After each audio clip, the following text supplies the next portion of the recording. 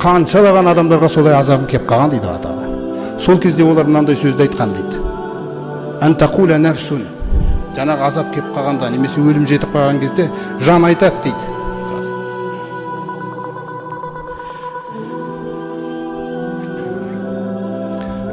Антақула нафсун я вайлата.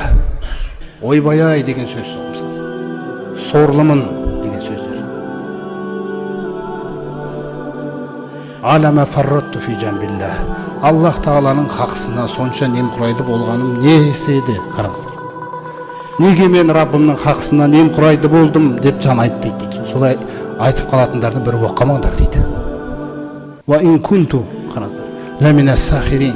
Ана елші сөйлеп атқанда, ана уағыз айтып атқан адамдар айтып атқан кезде мазақ қып өте саушы ем қасынан. Ойбай-ай, масқара болдым ғой енді деп айтады дейді. Ау тақула, немесе мынандай сөзді де құрастырады дейді. Ла анналлаха хадани, егер Аллах мені жолға салғанда, ла кунту минал муттақин, тақуалардан болатын едім әлбетте деп. Ау тақула хина тарал азаба, немесе қиямет күні Алланың азабына көрген кезде дейді. Бұлай деп айтады дейді ол. Лау анна ли карра, Раббым маған тағы да бір мүмкіндік берсе ғой дүниеге қайтып баруыма, фа акум минал мухсинин, мен өте жақсы істеушілерден болушы едім дейді.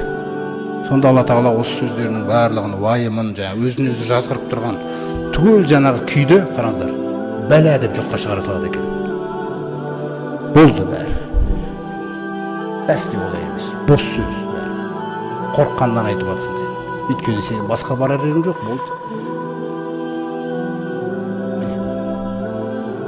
Қоды жаатка аяти. Тірі кезіңде келді ғой менің аяттарым саған. Қараңыз қалай айтады екен Алла Тағала. Келді. Факаззабта биха.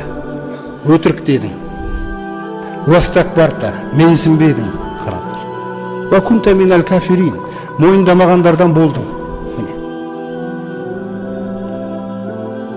Көрдіңіз қандай мәселелер болып отыр. Соқтан Алла Тағалаға оралу. Мына жүрек Алла Тағалаға қарай оралу керек, құрметті жамағат. Соған біз бір-бірімізге соны көмектесу керекпіз. Жалғыздың жаңа үні шықпайды дегендей мәселе. Бір-бірімізбен осындай үлкен қасиетті мағыналар үшін дос болу керекпіз біз.